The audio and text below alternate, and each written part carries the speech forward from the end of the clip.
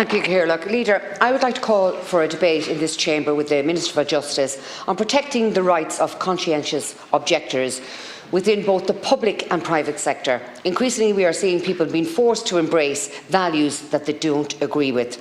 The new policy titled Gender Identity in the Workplace is a mandatory for all members of An Garda Síochána. It states that refusing to acknowledge a person's gender pronouns or new name will constitute discrimination under the Employment Equality Act 1998 and the Equality Act Status 2000. While it is important we treat everyone with dignity and respect in the workplace, I must ask, how are the rights of the staff with religious viewpoints that clash with transgender views being reconciled here? People of different religious and ideological viewpoints have expressed concern about aspects of this policy to journalists. This is something we need to consider. Another concerning fact about the document is that it conflates gender with biological sex. One can argue that gender is socially constructed, but the perspective expressed in this document states that sex and gender are equivalent, is in opposition to what most transgender activists believe. It is a very fringe view. Trans people would not be seeking sex change operation if sex was not real. Nor would they request hormones or puberty blockers if this wasn't the case. It is a biological fact that humans are a sexually dimorphic species. On a side note, who is influencing policy and legislation in this area? But that is obviously a question for another order of business.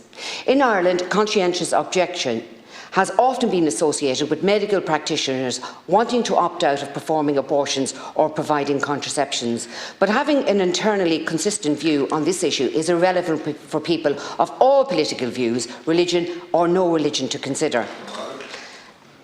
In decades to come, many viewpoints today that are part of the consensus today will be considered unusual and immoral. This is the problem with culturally relative viewpoints. In recent years, there has been a much greater intolerance for dissenting viewpoints, and the desire of censorship has become far too common. On that part, for some politicians and activists, there has been an a la carte approach. One sec, I'm nearly finished, Ciara, and if you give me 1 minute, less than a few minutes. You're already half a minute over time. I would conclude by saying that I think it would be great if the Minister for Justice was prepared to show that they care about protecting the rights of dissidents. I hope we can discuss this issue in more depth in this chamber. Thank you. And thank you, Chair, for your... Senator Keogan is looking for a debate. I'm not sure it might be with the Minister for Justice, but I'll check for you, Sharon, around the upholding of conscientious objections in all of our employment legislation and other health acts. But I'll come back to you.